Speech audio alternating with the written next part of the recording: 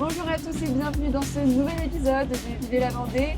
On est à Saint-Gilles-Croix-de-Vie avec Clément. Bonjour Clément. Bonjour Anaïs. Tu es donc conducteur de petits trains ici à Saint-Gilles-Croix-de-Vie. C'est ça, tout à fait. Est-ce que tu peux nous parler de ton parcours? Comment on peut devenir conducteur de petits trains? Alors en tant que tel, devenir conducteur de petits trains, il faut passer le permis D, le permis autocar, qui nous ouvre les portes pour le transport en commun. Comme on est équipé d'un train avec une soixantaine de personnes. Ensuite, on rentre dans l'entreprise et on nous forme pour devenir conducteur de petits trains. Là, la saison elle vient tout juste de commencer depuis fin avril. C'est ça, depuis les vacances scolaires, on voit le petit train sur Saint-Gilles-Croix-de-Vie. Jusqu'à septembre même, non? Jusqu'à mi-septembre, exactement. Mi-septembre.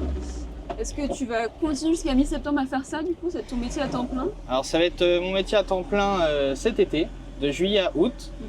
Et hors cette période, je suis autocariste dans le tourisme. Donc on bouge souvent pour les voyages scolaires, pour les adultes, pour différents types de groupes. Et toi, qu'est-ce qui te plaît? Vu que tu es généralement dans les autocars, c'est toi qui as voulu te lancer dans les petits trains. Comment c'est venu en fait? Exactement, mon entreprise disposait de la branche Les Petits Trains de Vendée. J'ai pu commencer les petits trains l'année dernière et c'est vrai que c'est un métier très plaisir. Faut aimer le contact avec les gens. Avec les journalistes? Avec les journalistes aussi. Mais c'est avant tout un métier où on prend du plaisir quand on est au volant du petit train, à voir les sourires des gens, c'est vraiment agréable. Alors, il y a des petits plaisirs, mais l'été c'est quand même chaud ici. Rien que là on est début mai, il y a des bouchons, il y a les piétons partout, il y a des difficultés quand même. À Saint-Gilles, c'est une station balnéaire et tout de suite quand on rentre dans les vacances, on a beaucoup de monde à marcher dans les rues piétonnes.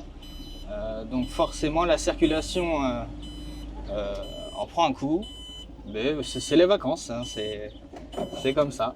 Toi, ça te fait pas peur des fois de voir autant de monde d'un coup, surtout l'été? J'imagine c'est encore une autre ambiance. Mais... justement c'est agréable, on va se dire qu'on va avoir du monde. Ouais. Plus il y a de monde, plus on rit. Et Parce qu'en basse saison, c'est vrai que c'est un peu... ça peut être désert, oui. Alors j'appuie là. Ouais.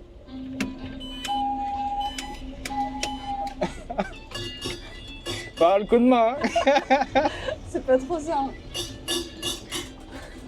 C'est quoi l'intérêt pour les personnes de venir dans un petit train? Est-ce que tu pourrais nous dire un peu plus dessus? Alors l'intérêt, c'est déjà la balade. Premièrement, on arrive dans une ville ou dans un village où on ne connaît pas spécialement. On voit un petit train quand on est en voiture ou quand même on est à pied.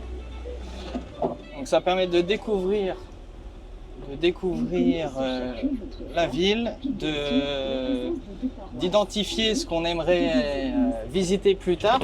On fait juste un tour d'une heure, on ne s'arrête pas, mais rien n'empêche de revenir à pied ou en voiture pour visiter vraiment un lieu qu'ils ont apprécié. Voilà. Toi, tu es de Saint-Gilles? Alors moi, je suis à côté de Chaland, une commune qui s'appelle Le Perrier. Je ne suis pas de Saint-Gilles, quoi. Et est-ce que tu as dû, par ce métier-là, te renseigner sur cette ville-là à Saint-Gilles, faire des recherches, ou au contraire, c'est la voix qu'on entend, c'est quelqu'un qui fait ce travail-là à ta place quelque part?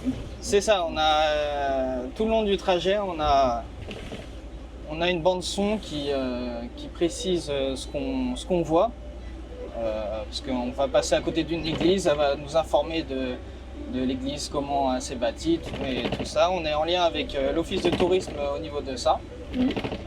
Nous, on n'a pas réellement à utiliser le micro pour ajouter notre avis personnel, surtout quand on ne connaît pas spécialement oui, c'était pas du coin.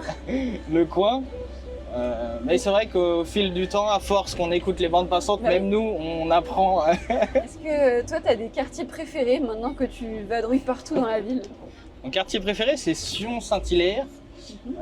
Quand on va passer devant, justement c'est là où on fait notre demi-tour.